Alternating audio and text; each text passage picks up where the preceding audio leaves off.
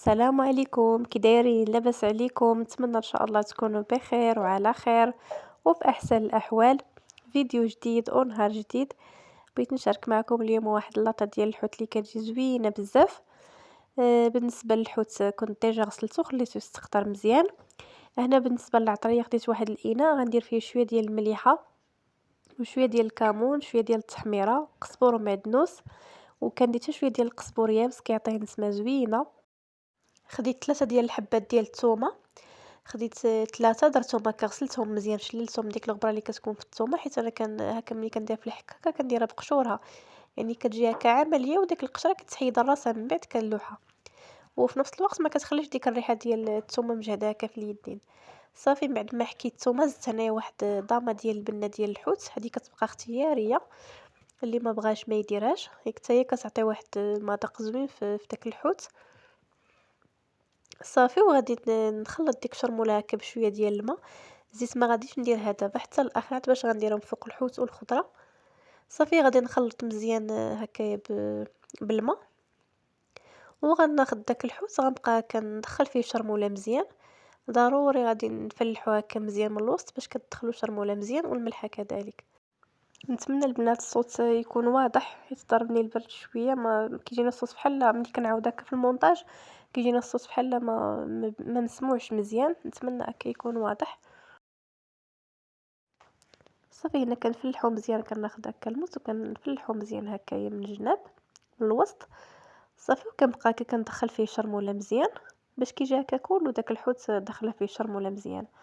بالنسبه نفس الطريقه غنديرها بالنسبه للحوته الثانيه، وغادي نوجد دوك الخضر اللي غادي ندير معاه.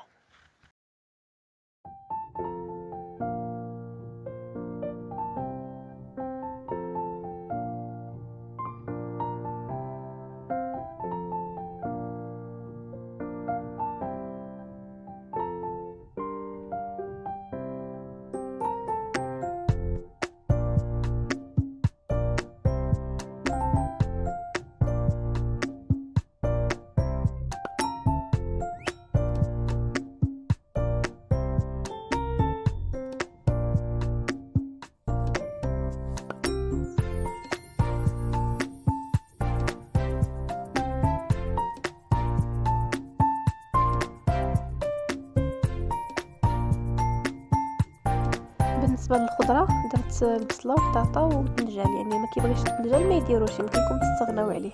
بالنسبه للاطا درت فيها واحد شويه ديال المعدنوس، حيت عندي اللاطا كتلصق ليا بزاف، ودرت فرشت ليها داك المعدنوس من التحت. صافي زدت عليها الدوائر ديال البصله، غنزيد عليها دوائر ديال البنجال. كيف ما قلت البنجال كيبقى اختياري، انا غير حيت كنبغي ندخل هكا الخضره، كنبغي نديرها في الاطباق ديالي، ومنها يستافدوا حتى وليداتي من المنافع ديال الخضر. صافي وغنزيد عليها البطاطا مطيشه هي دوائر، وغناخد واحد شويه ديال الفلفله حمراء وخضراء غنديرها من الفوق.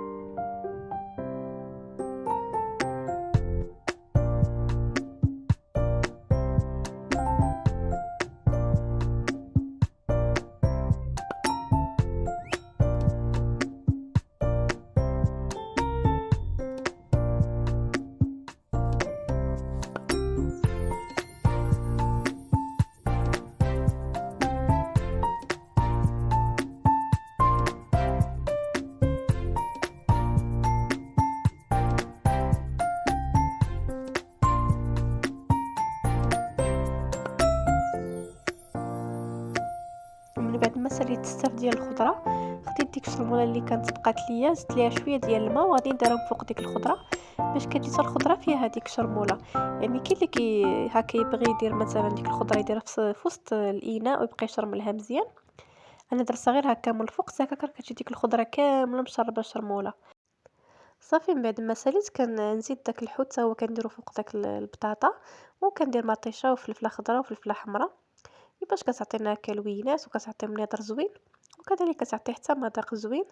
كناخذ الحامض تا هو كنقطعو هكايا على شكل دي طرونش، وكنديرو في ديك البلاصه اللي فلحت فاش فلحت الحوت درتو هكايا بالموس باش كيجي هكايا شارب الحامض مزيان. وكنزيد كنعصر الحامض في التالي، وكندير واحد الخطيطات ديال الزيت في الاخر.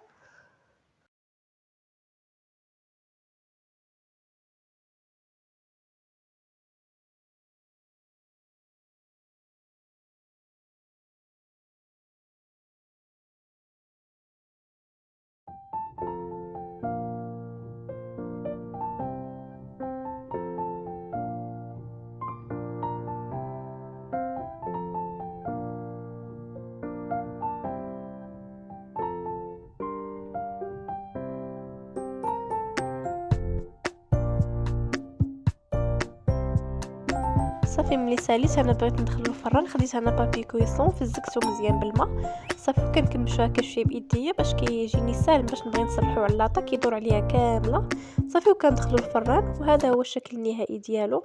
نتمنى يعجبكم الفيديو ديال اليوم، وما تنساونيش من اللايكات. خليتكم على خير.